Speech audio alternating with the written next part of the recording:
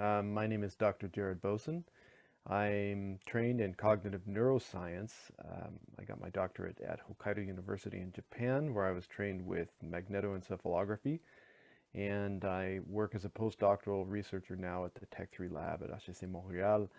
And we predominantly use electroencephalography here. But essentially, I'm trained in encephalographic research techniques. At the Tech 3 lab, I mainly work in applied neuroscience. So we partner with industry and we apply neuroscience techniques in order to understand the experience of users when they interact with technology, be it interfaces or hardware, um, both in controlled laboratory environments as well as very realistic, ecologically valid experimental situations. Um, in addition to just being specialized in neuroscience, as a fellow at such a large lab like the Tech 3 lab, I also take on a lot of managerial responsibilities. So in general, I serve as a research manager for a number of different projects throughout the year. I help manage the students who are involved, as well as the technicians that are in charge of running the experiments. I contribute to design, as well as the analysis, the preparing of the reports, and interacting with the industrial partners. So I've worked now as a postdoctoral fellow at Tech 3 Lab for 3 years, and I've gained a lot of experience doing this kind of managerial work. So I think even more broadly than just cognitive neuroscience, I'm an applied research manager. And concurrently to my work at the Tech 3 Lab, I'm also managing projects at my alma mater at Hokkaido University, where I maintain a status as a guest research fellow. And I'm supervising students there as well as ongoing research that is related to my doctoral studies. So that's continuing there. And I also collaborate with a number of other scientists there doing work with MEG, magnetoencephalography, both single device and hyperscanning, which has to do with using two devices or more at the same time and looking at how humans interact with each other at a neurophysiological level.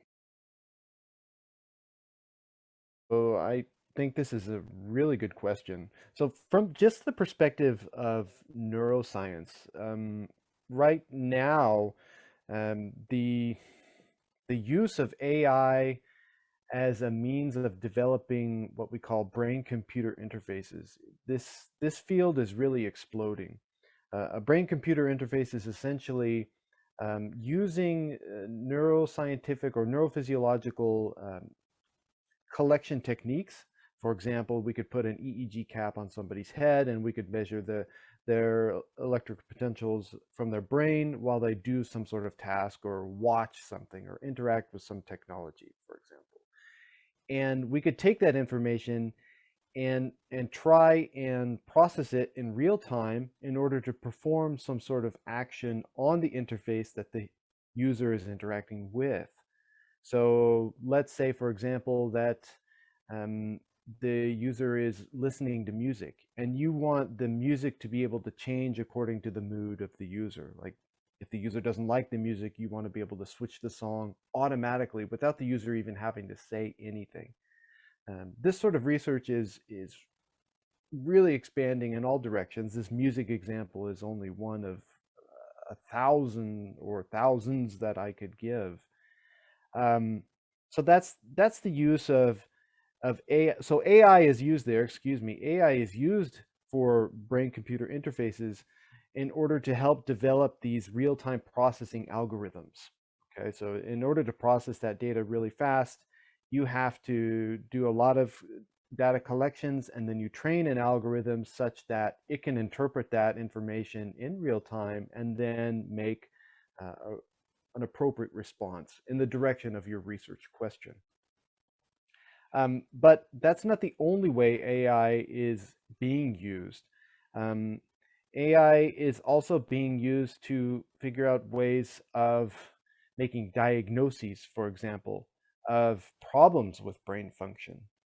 So, for example, there are hospitals all over the world, and people with brain injuries or cognitive dysfunction of some kind, and you may have situations where there are very limited number of medical experts that could make a decision about a brain image or about the data that's collected from any given person. In such a situation, you need somehow to expand your capabilities in order to make medical decisions. And this is another area where AI is being used. So this would be clinical use related to neurophysiological function. But it's going beyond this as well. For example, there's a company that's led by Elon Musk called Neuralink. Neuralink is developing essentially brain-computer interfaces. But the thing is that they're so small that they implant them directly into your brain, and the microchip where all the processing happens is wearable. It's put underneath the skin on the scalp, and it can control devices wirelessly. Now, the thing is that this device that's implanted into your brain can also be controlled. So it's a two-way thing. And now that we're getting into two-way usability of brain-computer interfaces, I think we're really getting into an area that is ethically very important to talk about, to discuss, and there are many decisions that just have not been put on the table or considered at all. So it's really important from a neuroscience perspective. Well, I mean, staying within the neuroscience vein of this conversation, I think really almost everything hasn't been answered. Like, to what extent is it acceptable for people to have a brain-computer interface in use that can be accessed from outside users, that can actually feed back signals into the brain? Um, and clearly for therapeutic purposes, or for example, to make a paraplegic person be able to walk again, like these kinds of things are obviously very valuable, but we have to consider very carefully what's the safety involved. How do you protect that user from malicious access to such a device? How do we protect people from malicious design and development of programs that can interact with such devices? Um, and even more simply, where we are right now, how do we protect against the development of basic brain-computer interfaces that make decisions for us? Because we, as humans, quite frankly, we're quite gullible. Did I lose you? I don't see you anymore. Oh, there you are. Okay. We're quite gullible. Our opinions can be easily manipulated. This has been known for a long time in psychological research. And our opinion about what our brain is thinking or doing falls well within this this category. So, for instance, if I have a brain-computer interface and I'm wearing it and I want to use it for an application where it's deciding um, what music I should listen to for a certain situation. This is very benign, right? Like if it changes from classical Mozart to like some heavy metal song, my life's not going to be in danger, maybe. Hmm. But if it becomes more serious decision making, which could be the case, for instance, what food I should be eating, what nutrition I should be intaking, if we're starting to gather this information from artificial intelligence and it starts making decisions, like how do we know that they're really accurate? How do we know that that's really what that particular user actually needs? And is it going to be affecting their psychology in a way that's positive or negative, or their health in a way that's positive, negative? Uh, this this dimension of the use of brain computer interfaces or AI in general, I think, is not really being explored at all. And it needs to be.